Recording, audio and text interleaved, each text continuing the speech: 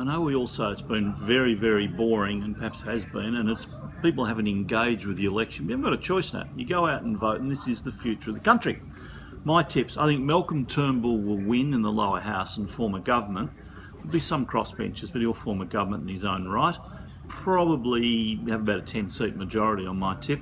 I think the Senate will be a mess. I think Darren Hinch will get up, Pauline Hanson might get up. I think the Senate will be less manageable this time than it has been in the past, and I think that's going to be difficult and bad for Australia.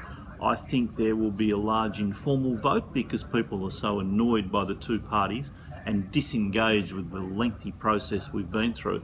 They're going to vote informal as a protest. I think that is inevitable.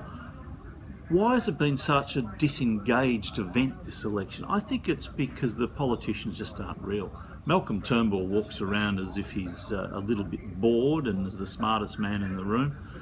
Bill Shorten is Robo-Bill. He's not the real Bill, he's just pretending. He's playing the role of a leader. I wish these people would just treat us as having a bit more common sense than that and be upfront with us. The other interesting twist here is that neither leader you can be really sure is going to be long term after the election. Say Turnbull only wins by 4 or 5 seats, a narrow victory, and I think that's unlikely, but it's possible. If he just squeaks in, his authority's undermined. He was put in there to do a great job when Tony Abbott went and to walk in the election. If he wins, it's a good effort, but if his majority is slashed, there are some in the party who reckon he'll only last a year before he gets turfed out.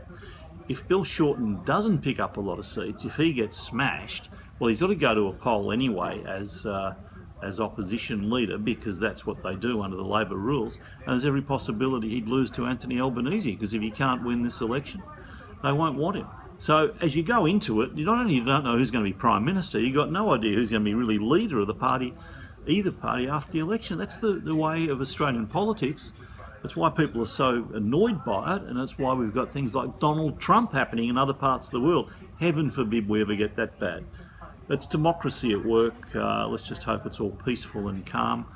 And the reality is we'll all wake up on Monday and the world will go on regardless, even if the government does change. Good thing about Australia.